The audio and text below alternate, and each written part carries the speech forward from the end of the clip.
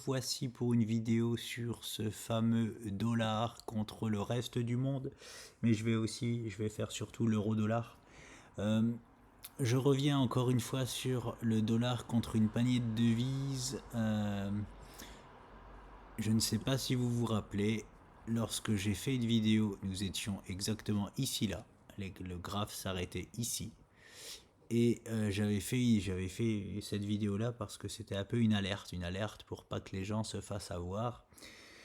Parce que je prends toujours l'exemple de ce grand trader de Wall Street qui s'est fait avoir comme un bleu à cet endroit-là. Pas parce qu'il est moins bon que moi, pas du tout. Il est peut-être même meilleur que moi en trading, je sais pas, mais voilà, bref, je ne suis pas meilleur que lui, mais lui, il s'est fait avoir ici. Pourquoi? Pour la simple et bonne raison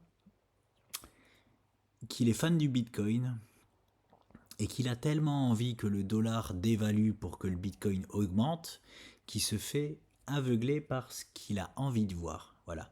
C'est ça ce qui nous différencie. C'est pas que je suis meilleur trader que lui, pas du tout, du tout, du tout. Et c'est pas de la fausse modestie de dire ça, c'est vrai.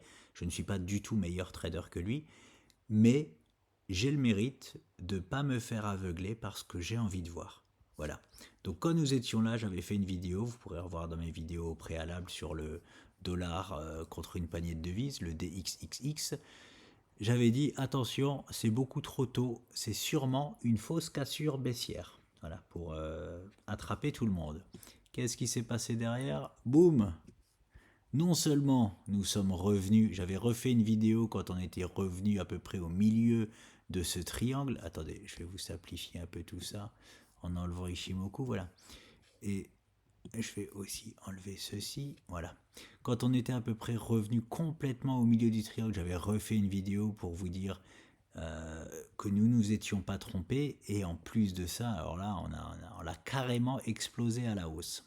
Ce triangle de continuation pour cet ami de Wall Street, c'était un triangle de continuation baissière, hein, on aurait dû faire ça. Ça aussi, ça me fait un peu rire parce que je trouve que c'est une erreur de débutant, c'est-à-dire que moi, les figures comme ça, je les trade même pas pour vous dire. Vous savez pourquoi? Tout simplement parce que c'est une figure qui a seulement 54% de chance de casser à la baisse. De faire ça, voilà, de continuer à la baisse. Euh, Moi, je parie pas sur une chance sur deux, quoi. Hein, sinon, je serais pas trader si on parie sur une chance sur deux. Surtout quand on a des figures où parfois on a 94% de chance de partir, par exemple, à la hausse ou à la baisse. Donc, je vais pas me parier sur des figures où on a 54% de chance, quoi. Donc voilà, bon, bref. Déjà, la figure, il n'y avait qu'une chance sur deux, voilà, elle était pas ouf. En plus de ça, on la casse à la baisse avant, donc bon, voilà. Par contre, maintenant, nous sommes sur un point dur. Voilà, moi j'avais celle-là, cette ligne-là depuis longtemps. On voit bien que c'est une résistance chartiste simple. Hein. Ici on bloque, ici on support, ici on bloque, on rebloque un peu en dessous. Voilà, bref. Et là on arrive dessus. Donc il ne faut pas s'étonner hein, si maintenant on fait ça. Voilà. Ou peut-être même ça, parce que la figure là, on l'a quand même cassée très tôt. Hein. Normalement, c'est plutôt dans cette zone-là qu'on la casse. Donc, bon, bref, pourquoi pas. Mais tout ça pour dire que le dollar est très fort. Voilà, le dollar a fait croire à tout le monde qu'il allait chuter. Hein, et puis, j'avais eu des messages hein, au moment-là, comme quoi le dollar c'était fini, blablabla, comme d'habitude. Bah oui, le dollar c'est fini, boum. Voilà, voilà ce qu'il vous dit le dollar. Et je ne suis pas pro-américain, je ne suis pas pro-dollar, je m'en fous complètement. Je regarde juste les graphiques. Je vais du coup sur l'euro-dollar parce que ça aussi c'est intéressant. Mon petit euro-dollar que j'attendais enfin, enfin, il me fait cette cassure à la baisse. Alors je l'attendais depuis longtemps, hein, je l'attendais depuis ici, puis ici, puis elle vient enfin ici. C'est des semaines, donc ça fait des mois et des mois que je l'attends, cette cassure baissière. Voilà, j'avais déjà mis des flèches énormes comme ça pour boum boum repartir. Donc, l'euro-dollar. vous voyez quand on me dit qu'il faut faire... j'ai vu même des articles de journaux, on m'a envoyé pour dire qu'il fallait absolument se débarrasser de ces dollars. Et alors que moi, je vois une figure... Vous voyez, on parlait d'une figure qui avait 54% de chance avant. Regardez celle-ci. Celle-ci là, il y avait 8 chances sur 10. On est quand même à 80% de chance de casser ça à la baisse. Donc oui, ça je prends. Oui. Et quand on me dit le dollar c'est fini, alors que moi j'ai 8 chances sur 10 que le dollar explose l'euro, bah non, je ne vais pas écouter ce qu'on me dit, je vais plutôt écouter ce que je vois et les chiffres, encore une fois, parce que toujours pareil, l'homme il dit ce qu'il veut, l'homme ment, comme je dis souvent, et les chiffres ne mentent pas. Donc voilà, donc pour moi à présent sur l'euro-dollar, nous sommes partis clairement en continu. En fait, on est en baisse depuis longtemps, hein, depuis ici, hein, on est en baisse. Hein. Et ça, c'était pour moi tout simplement. Alors je vais vous dire, hein, hop, tout ça là, c'était pour moi uniquement un rebond technique. Hein, mon associé peut vous le confirmer, étant donné que ça fait très longtemps maintenant que je lui dis débarrasse-toi de tes euros, passons en dollars et laissons tout en dollars. Enfin bon, bref. On a enfin la cassure baissière pour la première fois. Donc, j'avais noté ici, je ne sais pas si vous vous souvenez, j'avais déjà fait une vidéo dessus. Hop, batterie faible. 85% de poursuite baissière après cassure de la ligne de coup. C'est-à-dire que là, ça y est, la ligne de coup, elle est cassée, le support est cassé. Donc maintenant, on a 85% de chance de continuer la baisse. Voilà. Voilà, moi, les stats que j'aime. Les stats de 54%, moi, j'aime pas. Ça, j'aime comme statistique. Et par contre, attention, parce que là, c'est pareil. Hein, alors, ça va être marrant, encore une fois, parce que...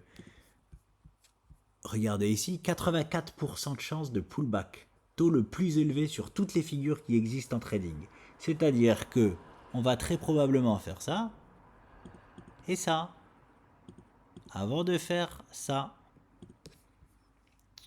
Voilà, messieurs, dames. C'est important que je le montre parce que quand on va être dans cette flèche-là de rebond vers le haut, on va encore me dire ah ça y est, l'euro explose le dollar, blablabla et blablabla, alors que c'est juste un tout petit pullback, un tout petit rebond technique, alors que la baisse est déjà amorcée. Voilà.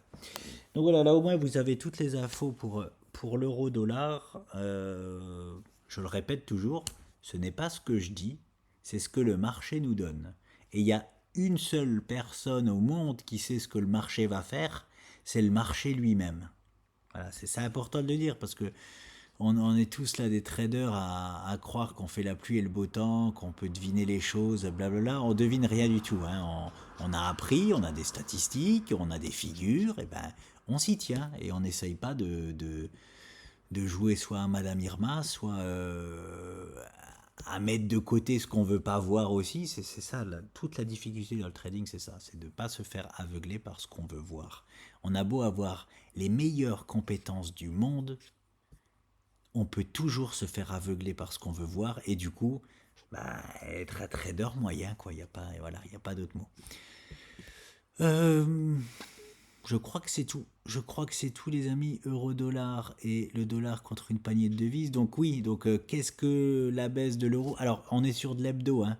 Donc n'ayez pas peur, on rentre pas directement en crise sur le dollar. On était ici il n'y a pas longtemps, c'était bien plus catastrophique que là. Mais voilà, un euro qui s'affaiblit.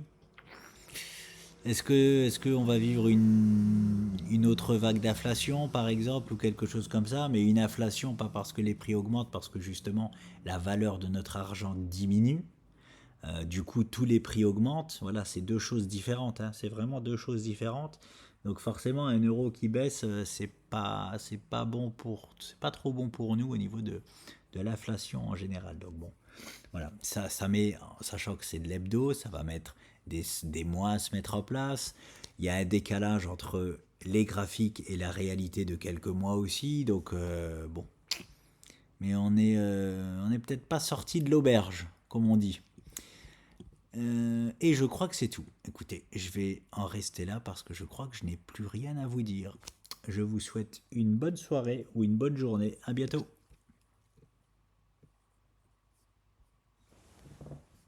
Bye.